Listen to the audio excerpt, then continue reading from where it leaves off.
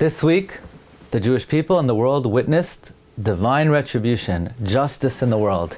Even the leaders of the whole world, of the United States of America, recognized that the downfall of Nasrallah reflects justice in this world. Like David HaMelech says, Rak be'einecha sabit, just look with your eyes, v'shilumas risha'im tireh, and you will see in this world the recompense of the wicked.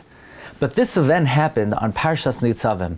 And whatever happens in the world is not only predicted in the Chumash, but when we read the Torah, that creates the reality of what happens in the world. And the Pasuk says, God will place all the curses that could befall the Jewish people for failure to observe the Torah, al oyevecha ve'al soineecha, on your enemies, asher redafucha, that pursue you. And this Pasuk is articulating one of the principles of the way God operates. You know, Tomer Devara of Rav Moshe Cordovero writes an explanation of the 9th midah of V'sashlich b'mtzulas yam kol chatoisam. God throws in the depths of the seas all of the sins of the Jewish people. And the Tomer Devara observes, you know, when Paroi wanted to annihilate the Jewish people, it wasn't enough for God to free us.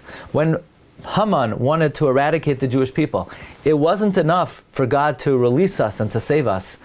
But Haman's plan boomeranged and backfired, and Haman was hanged on the very tree that he planned to kill Mordechai. And Paro wanted to drown the Jewish people, and Paro and his whole army was drowned.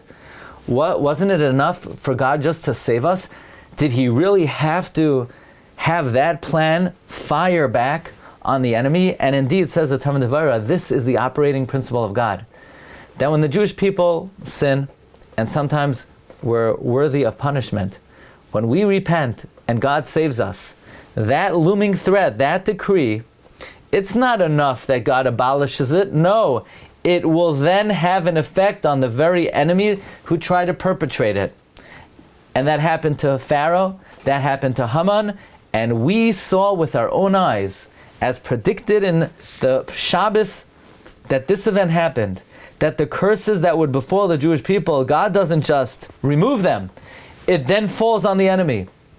So this evil, wicked perpetrator who plotted so many acts of terror against the Jewish people and innocent civilians all over the world, it wasn't enough that God saved us, but the very plan of this wicked individual who was in the process of meeting with his associates and plotting more harm, it backfired against him, and the evil that he planned to do fell on his very head, and the curse of the Toichacha fell on him. This is what we saw this week on Chaf Hei Elul, on the day that we read the Pasuk, V'nasan Hashem leikecha, eis kol ha'alois ha'ela, al oyevecha ve'al soineecha, asher redafucha.